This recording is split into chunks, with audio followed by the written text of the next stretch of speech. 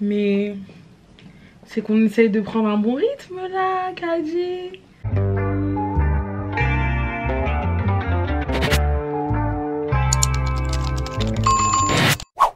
Hey, what's up guys, j'espère que vous allez toutes et tous très bien. Moi ça va, je suis très contente de vous retrouver depuis mon petit retour, puisque c'était une vidéo surtout de retour, et là on revient pour les vidéos classiques. J'ai pas repris toutes mes habitudes, vous voyez, puisque ma caméra est encore déchargée. Donc je vais devoir sûrement tourner cette vidéo en 2 fois. Mais c'est pas votre souci, vous inquiétez pas. Alors je suis très contente de vous retrouver aujourd'hui pour vous parler d'un sujet, pour qu'on puisse parler ensemble d'un sujet et pour que vous puissiez me communiquer vous votre opinion par rapport à ça. Alors je sais pas si vous avez remarqué en ce moment, mais on est sur une vague de reboot, de remake, de sequel, donc de suite, etc. etc. Que ce soit d'anciens films, d'anciennes sagas, d'anciennes licences, etc. etc.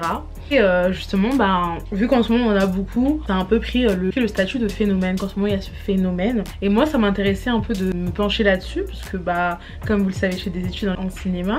Et on a l'occasion notamment, vu qu'on travaille sur des périodes du cinéma un peu plus anciennes, et que parfois on peut faire le lien avec l'actualité, on l'a un peu fait, plus ou moins fait. Pas spécifiquement, on n'en a pas fait un sujet complètement, mais des profs à moi ont pu le mentionner. J'ai l'impression que mon focus il déconne un peu. Excusez-moi si c'est le cas pendant la vidéo. Vraiment sorry. Donc du coup, je trouvais ça intéressant d'en parler, d'en faire une petite vidéo de moi, de mon savoir à moi. Bien sûr, bien évidemment qu'il y a peut-être d'autres paramètres auxquels je n'ai pas pensé et que je n'ai pas traité dans la vidéo. Mais n'en tenez pas rigueur, c'est vraiment moi et les informations que je suis un peu allée récolter. Ouais, je trouvais ça intéressant parce qu'en effet, entre Hunger Games... Petite rectification de ma part importante ici pour Hunger Games. Ce qui va sortir, c'est un préquel en novembre 2023. Donc des événements qui se passent avant la saga que l'on a vu voir le jour en 2012. Donc on sort de l'idée du reboot ou du remake qui est question dans la vidéo, puisque là ce qui est pointé du doigt, c'est pas le fait que l'on développe d'autres points dans l'univers, mais vraiment le fait qu'on refasse des films, etc.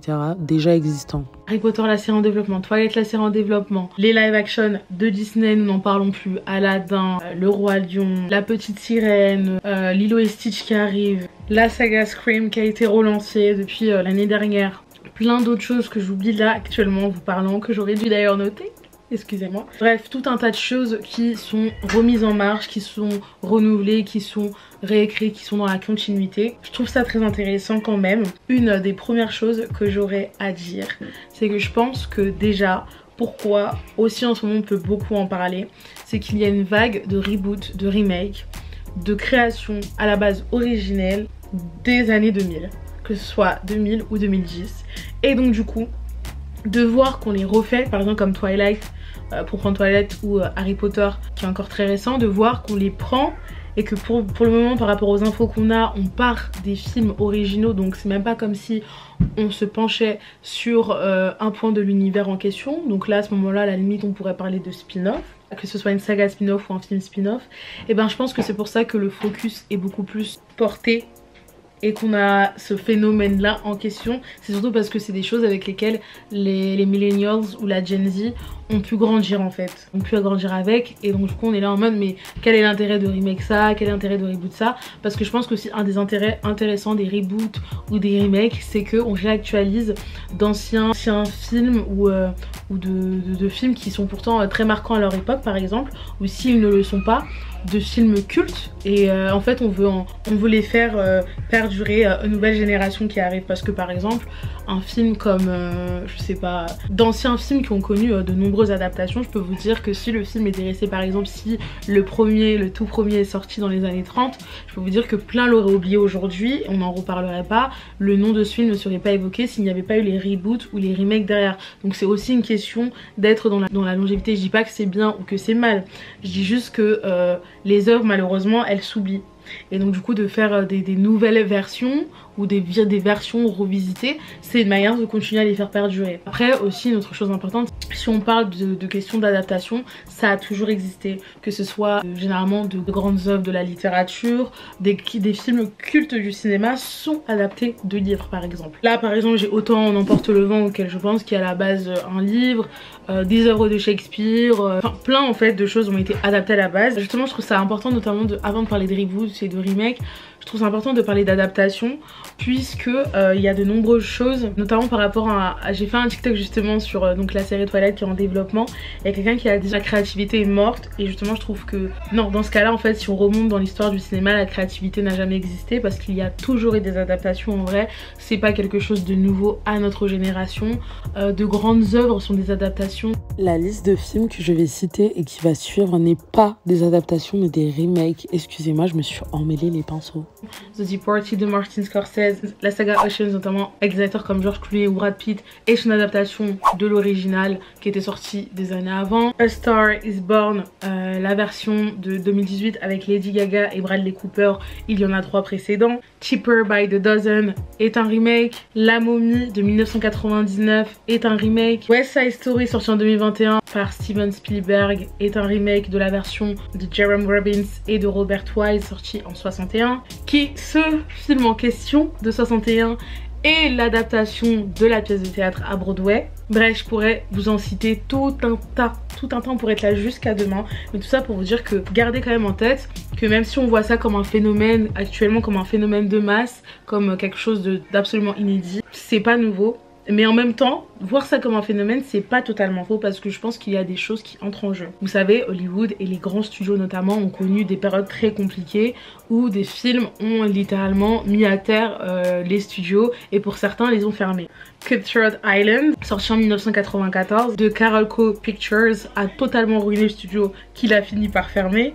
Cléopâtre, sorti en 1963, 20th Century Fox, a ruiné totalement le studio, mais le studio est encore présent. Bon, il a été racheté depuis, mais le studio a continué à exister après. Mais c'est un exemple, le studio était à ça de fermer quoi. Et quand je parle de studio ruiné, je parle en des 50 millions le budget du film, et le box-office ça fait 4 millions. Donc là on parle de vrai, c'est un exemple comme ça, je dis comme ça, hein, pas un film spécifique que j'ai cité, mais c'est des exemples vraiment très impactants en fait pour les studios.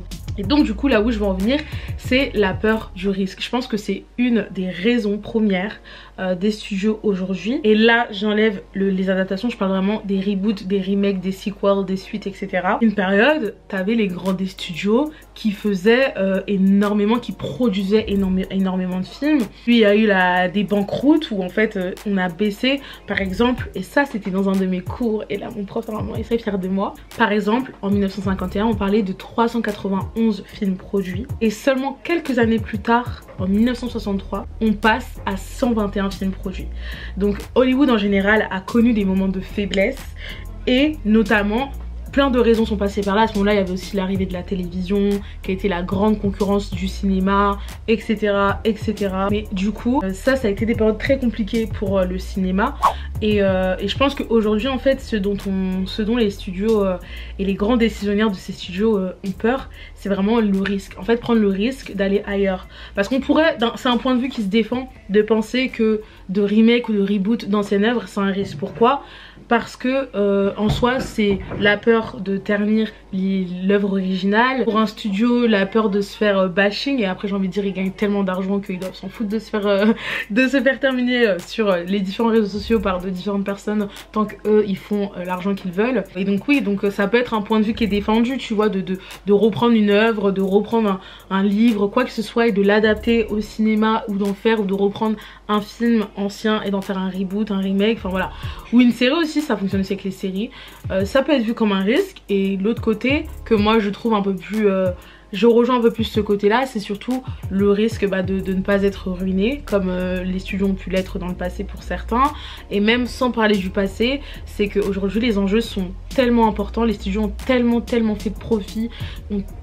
Maintenant l'industrie cinématographique existe depuis plus de 100 ans, et on sait maintenant, on sait beaucoup plus en termes financiers ce qui rapporte, ce qui ne rapporte pas.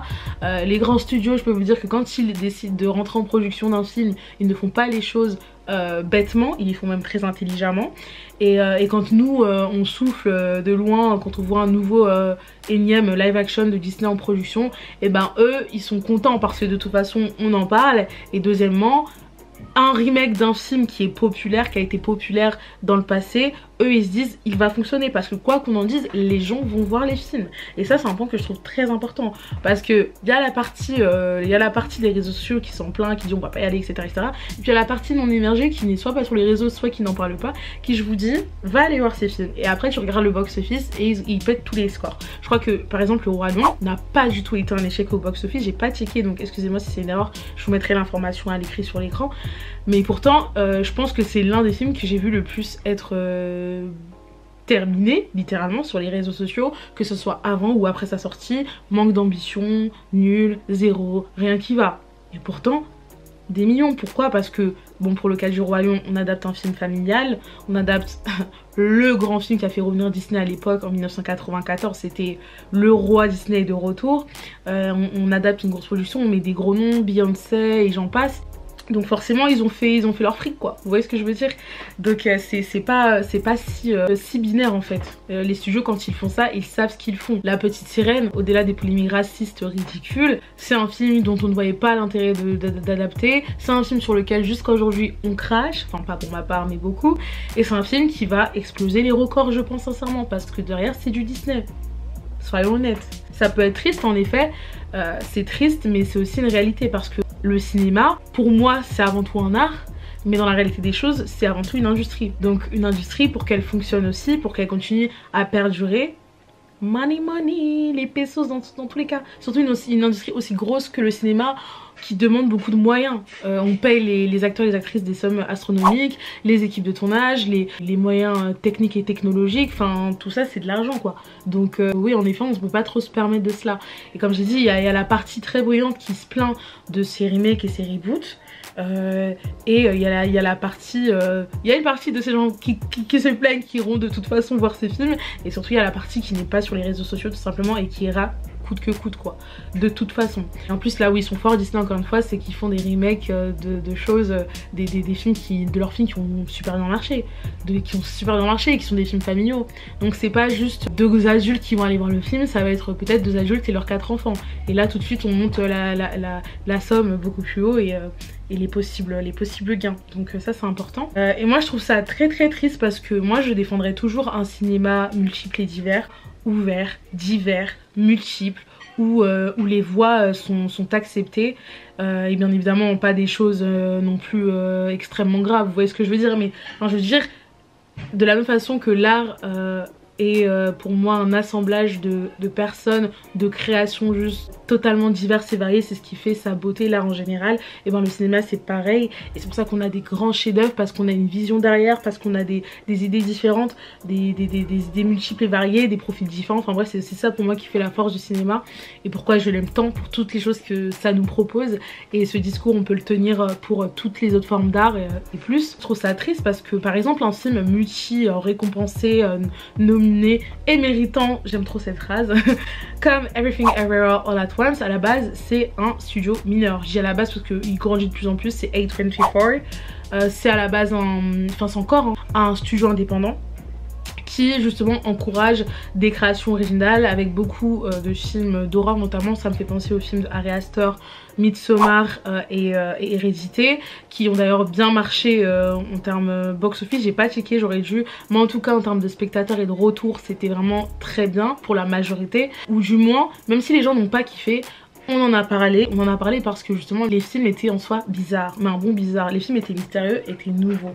Et c'est là où on parle de créativité. C'est que ça te plaise ou non, dans tous les cas, c'est quelque chose qui est pas dans le paysage cinématographique à l'année. Donc ça fait du bien de voir ça, c'est un coup de frais, c'est un coup de...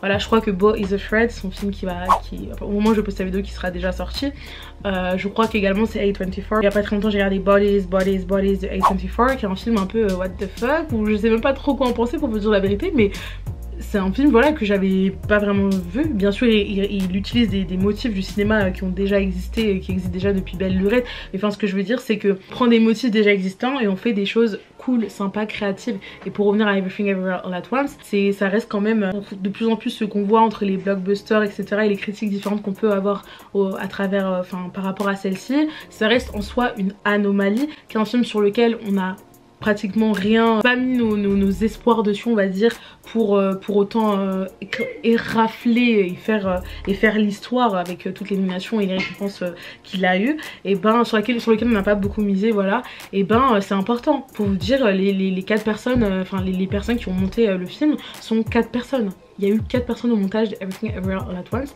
et pour vous dire, genre à l'université ça a été, dans un cours de montage que j'ai, de théorie du montage, ça a été le premier film qu'on a étudié littéralement. Donc c'est pour vous dire que c'est fou comment en fait la créativité, la création fait aussi du bien. Ça fait du bien, ça fait du bien. Si tous les films étaient totalement les mêmes, et vous voyez moi je l'assume totalement, je kiffe le MCU, mais je ne peux pas nier le fait que très souvent sur une lignée qui ne prend pas de risques, et d'ailleurs je n'étais pas là à ce moment là, mais sachez que j'ai pas du tout aimé Ant-Man Quantumania, vraiment, genre, alors que vous savez mon amour pour le personnage d'Ant-Man et de Scott Lang à la base, et ben j'ai été super déçue, et pour plein de raisons, mais notamment cette uniformisation du film, ce manque de risque dont on parle, enfin, et encore tu vois il y a des moments tellement what the fuck tu te dis mais pourquoi ils ont fait ça, et donc du coup on peut aussi se dire ils ont pris le risque de faire ça, enfin bref. Maintenant on voit des risques partout. Mais par exemple un film comme Megan, qui est un des films les plus rentables il me semble de 2022, comme je suis pas sûre, comme en France et aux États-Unis il est pas sorti au même moment, je sais plus exactement, mais en tout cas de l'année de, enfin si c'est 2023 le plus rentable jusqu'à maintenant, mais en tout cas si c'est 2022 un des plus rentables jusqu'à l'année, donc il y a un film de Blumhouse et de Atomic Monster Productions, et ben en soi-même c'est un risque. C'est un risque d'avoir fait ça parce que c'est pas un film à qualité blockbusterienne. Donc le film, certes on a une poupée et on joue avec les motifs de la technologie et on met des moments un peu stylés qui vont faire réagir. Donc en soi oui c'est pas non plus le film le plus, enfin c'est pas non plus un film qu'on a jamais vu nulle part, tu vois, il utilise des motifs qui existent déjà dans ce genre là, mais je veux dire même quand tu vois le film tu te dis mais qu'est-ce que je regarde, et même le début, mais franchement vous voyez Megan, si vous ne l'avez pas vu, vous voyez Megan il va bientôt sortir sur les plateformes là, ben, je pense que c'est le mois prochain vu que c'est 6 mois pour Canal+ qui les récupère, je crois que c'est non, ou le mois prochain ou le mois d'après je sais plus, mais en tout cas voyez-le, et ben même ça limite c'est un risque d'avoir fait ce film quoi, et d'avoir mis le pari dessus, et encore une fois il a porté ses fruits. C'est aussi de toute façon toute la question du cinéma indépendant et des films indépendants, tu vois, c'est aussi ça. Par exemple Jamie Lee Curtis qui défend, qui gagne son Oscar pour son rôle dans Everything Everywhere All At Once dans meilleur second rôle, et qui porte un discours sur les films indépendants quand tu sais qu'elle, sa carrière aussi c'est beaucoup basée sur ce genre de film là, elle a beaucoup joué dans ces productions là, c'est pas anodin. Parce que c'est vrai qu'en ce moment ce qu'on voit c'est en effet les grands studios qui ne prennent pas de risques créatifs, et voilà. On peut aussi parler de Director's Cut et de non-Director's Cut, ça aussi bon, encore là c'est plus trop une question de, pour moi en fait bon ça n'existe pas depuis aujourd'hui les Director's Cut. Donc Director's Cut c'est la version finale selon vue par le réalisateur, parce que si vous ne savez pas, généralement un film quand il est fait il y a le studio qui passe derrière et qui clairement peut laminer et couper, vraiment diviser le film extrêmement quoi, et jusqu'à ne plus vraiment être la vision du réalisateur ou la réalisatrice de base, et c'est quelque chose qui est assez commun en fait, voilà. Donc souvent t'as le réal ou la réal qui repasse derrière, enfin qui peut repasser derrière à voir avec le studio, et qui fait sa version à elle-même ou à lui-même. Et donc du coup, et des fois tu vois des différences de fou quoi entre la Director's Cut et le film qui est sorti au cinéma de base par le studio et tout. Ça me fait penser d'ailleurs à Doctor Strange in the Multiverse of Madness et Sam Raimi, où justement les gens étaient hypés parce que c'était Sam Raimi et qu'il a un style bien particulier avec l'horreur notamment. Et certains disaient que par exemple quand j'aurais pas un film de Sam Raimi, moi je trouve que si, mais encore une fois c'est relatif à chacun. Peut-être que je connais pas assez bien son œuvre et son travail non plus, je ne sais pas. Mais donc voilà, c'est tous des motifs à prendre en compte. Et mais voilà, je pense que et le fait de refaire vivre des licences déjà connues, comme j'ai dit, c'est amener des gens en soi. Faire des suites, c'est amener les fidèles pour qu'ils voient ce que ça donne. Faire des adaptations, c'est amener les fidèles à l'œuvre de base et voir ce que ça donne au cinéma. Faire des live action, c'est ramener les fidèles des films de base et des films animés de base. Et puis enfin voilà, vous voyez ce que je veux dire, c'est quoi qu'on en dise, voilà, il y a cet aspect là d'industrie. Et comme j'ai dit, le capitalisme est le nerf du monde et le cinéma est en plein dedans et a besoin d'argent pour exister, malheureusement, pour la créativité à côté. Je dis pas que tous les blogs, attention, mon discours ici il est pas anti-blockbuster, il est pas anti-grand studio, genre vraiment pas. Moi-même je suis une consommatrice, même si j'aime pas trop ce terme, de ce genre de film, mais on peut souligner quand même un problème. Ça c'est juste là, c'est présent et en effet on peut le faire remarquer. Bon, ma caméra s'était éteinte et je suis allée chanter sur la musique d'High School Musical 2. D'ailleurs je dois faire vite de finir cette vidéo pour aller à la suivante. Mais bref, de toute façon j'étais sur justement le risque des studios, c'est aussi le fait de créer une hype en fait. Il y aura plus une hype qui peut être créée sur une chose déjà existante et qu'on refait, qu'on réadapte, qu'on réinvente, qu'une chose qui ne l'est pas, ce qui est totalement compréhensible. Après il y a tout le truc de la Starmania, du truc Starstruck, dans le sens où bah même si c'est une œuvre originale, parfois quand on réunit les bons acteurs, donc les bons acteurs dans le sens où les plus populaires, les plus actuellement influents, les plus connus actuellement, etc. Il y a aussi une hype qui peut être créée, on est d'accord. Mais je pense que ça c'est pour les gens, tu vois, à la limite, qui suivent bien ces acteurs, ces actrices, ou qui les apprécient vraiment, etc. Mais je pense que ce qui ramènera de toute façon le plus grand nombre de personnes, ce sera un film réadapté, ou un film, enfin un sequel, une suite, ou un reboot, ou un remake. Parce que encore un remake, et potentiellement aussi avec le retour du motif de l'ancien acteur, de l'ancien personnage qui revient dans la nouvelle. Je pense à High School Musical où on fait une série avec aucun acteur de la saga de film originale. Puis là je crois qu'il y a, je crois que c'est l'acteur de Chad justement qui est revenu, mais je suis pas sûre. Voilà, mais du moins je les ai vus dans les affiches, dans certains spots publicitaires, promotionnels, et on joue beaucoup sur ça, etc. Enfin voilà, je pense que tous ces critères font le pourquoi du comment des reboots. Avoir une histoire qui a fonctionné auparavant et la refaire ici d'une certaine façon. Ne pas prendre de risques créatifs, puisque les risques créatifs amènent des risques créatifs qui peuvent être bons bien sûr, mais qui amènent donc du coup des risques financiers, budgétaires par la suite. Les gens qui iront de toute façon, puisque qu'on le veuille ou non, les gens iront de toute façon, ça c'est clair et net, je peux vous le dire. Il n'y a qu'à voir les box-office de certains remakes, de certains reboots, de certaines adaptations d'un film, et on refait donc un film en partant de cette adaptation là. Aussi parfois, c'est un point que j'ai pas forcément traité là, mais parce que j'aime pas trop ce truc là, mais ne pas avoir d'idées. Mais en fait moi je pense que de toute façon il y a toujours des esprits créatifs par-ci par-là, il y a toujours des gens avec des idées super. La question c'est qui leur donne la chance de réaliser ces idées là originales qu'ils ont. Et c'est là où justement la question du grand studio qui ne prend pas les risques tombe à pic. Et donc voilà, donc moi je pense que, en tout cas si j'ai un conseil à vous donner, comme j'avais fait dans mon TikTok en plus, c'est vraiment élargissez votre panel. Si vous avez l'impression qu'il n'y a rien d'autre de nouveau qui se fait, élargissez votre panel, voyez d'autres choses, ouvrez l'angle, ouvrez le champ des possibles, parce que comme j'ai dit, de toute façon il y a des gens qui iront voir ces films, mais c'est aussi parce que de toute façon il y a ces gens qui vont voir ces films là que les studios se disent que ça sert à rien de miser sur quelque chose de tout aussi coûteux ou un peu moins coûteux, mais toujours coûteux, et de pas avoir derrière la certitude que les gens iront voir. Je suis pas en train de faire du blâmage du consommateur en soi, parce que de toute façon les grands décisionnaires resteront et restent les grands producteurs, les grands décisionnaires des studios et des éléments majeurs, enfin des personnes majeures de l'industrie cinématographique. Mais on peut pas se leurrer, on peut voir la même chose en France. Parfois j'entends les discours, les films français sont nuls, mais les gens ne font pas le pas d'aller voir d'autres choses. Bien sûr il y a la question du goût qui rentre en question, ça bien sûr il n'y a pas de souci. Si vous vous sentez au premier abord que c'est pas pour vous, bah vous êtes libre en soi, mais je pense que ça reste quand même triste de pas aller le découvrir, ou du moins en tout cas même quand c'est quelque chose que vous ne connaissez pas, que vous ne savez pas, qui peut vous intéresser, mais vous ne savez pas que la chose là en question sortait. Bah je pense qu'en tant que spectateur et de gens qui veulent justement voir des choses originales et nouvelles, faites le pas, regardez, faites un petit pas en arrière et regardez un peu tout ce que vous consommer. Encore une fois j'aime pas ce terme, mais voilà, pour que vous compreniez mieux qu'est-ce qui fait partie de votre culture cinématographique et sérielle. Bon, les séries je trouve qu'on retrouve moins vraiment, en tout cas cinématographique, qu'est-ce que vous regardez, et là vous verrez peut-être que parfois le souci peut aussi se poser chez soi.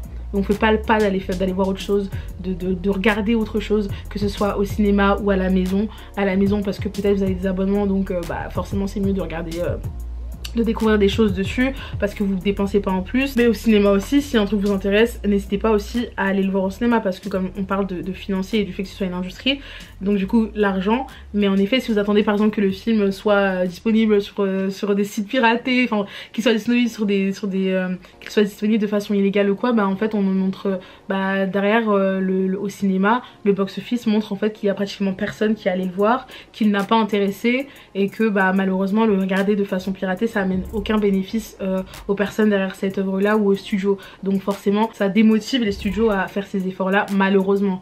Donc je pense que dans tous les cas le plus gros souci c'est ce qui peut se passer chez les décisionnaires dans les studios et à Hollywood, mais je pense que aussi en tant que spectateur c'est important de le faire. Everything Everywhere All at Once a aussi explosé le box office là où on ne s'y attendait pas et c'est parce que justement les gens ont eu leur curiosité qui a été titillée et qui sont allés le voir. Mais moi je veux des Everything Everywhere All at Once tout le temps parce qu'il y en a tout le temps en vrai, pas des aussi bons tu vois, mais en tout cas des films qui prennent des risques créatifs, des vrais risques et qui sont des bons films aussi et malheureusement qui ne jouissent pas d'une couverture médiatique aussi importante et aussi de personnes qui ne font pas le pas de s'informer de façon aussi plus importante parce que là je peux vous dire que des changements se verraient. Voilà, donc c'est un peu tout ce que j'avais à dire, je pensais pas que ce serait si long, je crois qu'au montage ce sera un peu moins long que ce que je peux voir affiché ici avec la première vidéo et là, mais en tout cas j'espère que ça vous a intéressé. Comme j'ai dit c'est mon point de vue et c'est certaines informations qui sont factuelles que je vous ai mis là. J'espère que voilà ça vous a intéressé, vous n'hésitez pas à me dire votre point de vue sur tout ça. Et si par exemple il y a des remakes, des reboots qui vous intéressent, n'hésitez pas à me dire aussi en commentaire lesquels en particulier. Il y en a vraiment plein qui sont là de plus en plus. Donc voilà. Mais bref du coup voilà, n'hésitez pas à me dire tout ça. En tout cas, moi je vous fais de très gros bisous. Je vous dis à bientôt pour la prochaine vidéo qui sera très prochainement je l'espère. Et voilà. Peace.